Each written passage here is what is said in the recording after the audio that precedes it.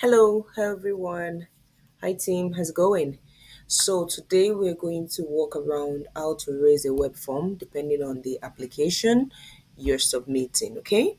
So, here is the thing if you have a situation where you used to be at an address when you were applying for immigration on any category, either temporary or permanent residence, and life happens, you had to move. So what do you do? All you need to do is to go on the IRCC web page, which is called Client Contacts. Okay, it helps you to ask for an update, report a technical problem, ask about a program or service, give a feedback, or get help with your Canadian passport application. For the purpose of today, this is what we're going to be doing. It's called IRCC web form, contact us online. So they also have anytime you see something like this, pay attention to it and click to read. Do you understand? If you don't have this one, this is what you need to do here, okay? So now we close this and proceed. Even if you haven't heard from us recently, we are still processing your application. You don't need to do anything else. If we need more information, we'll contact you. Our agents do not means they emphasize that have access to more information about your case status or processing time than you can access online. So before you contact Immigration, Refugee and Citizenship Canada, okay, you need to check your application status online, or you find answers using the Help Center, or you go get the general information on your website. Another thing you can do is to get here and use the chat button, okay? So, for the purpose of today, we need to provide this because this client in question actually submitted via a paper application by herself. And this is what you're going to do to guide yourself or to guide other people that you're legally authorized to represent on how to do this. Okay, so for today, we're going to put an update on this. What do we want to do? If you have an application in process because you want to change or update your contact information, you must tell us. It's not you can, it's not you should, it's not you may, you must tell us if you change your address. There are different ways of changing your address depending on your type of application. So if you're waiting on your initial PR, which is permanent resident card, you need to let Immigration, Refugee and Citizenship Canada to know. And for all other applications like temporary resident visitor, study permit, visitor record, any kind of other application.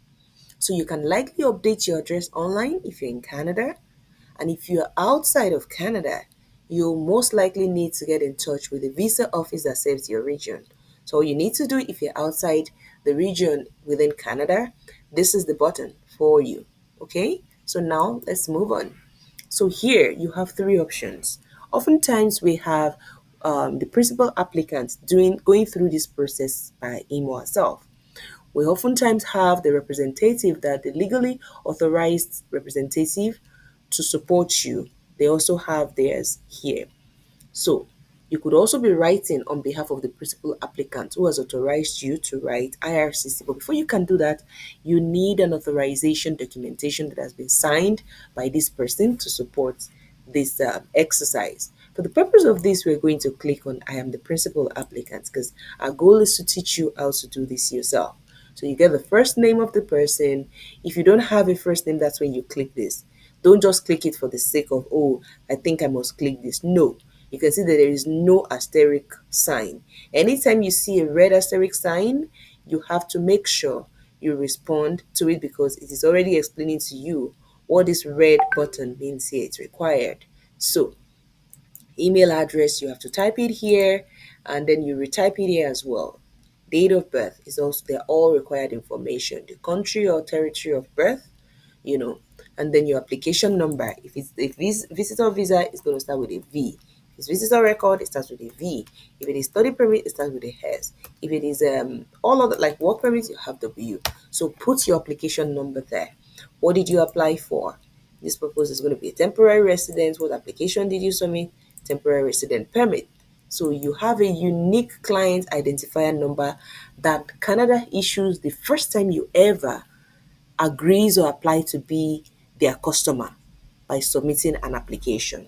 Depending on yours, so if you don't have it, if this is your first time, you just want to make an inquiry, you check this. That's if you don't have it. And as you just checked it, you realize that this went off. So if you don't have it, you keep it there. Okay? And if you don't have it, you also see what happened over there.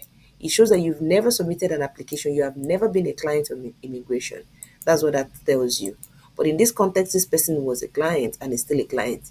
The current country you submitted your application from for this person is Canada. So you're going to click Canada. Nationality, I'm going to protect the privacy of this person.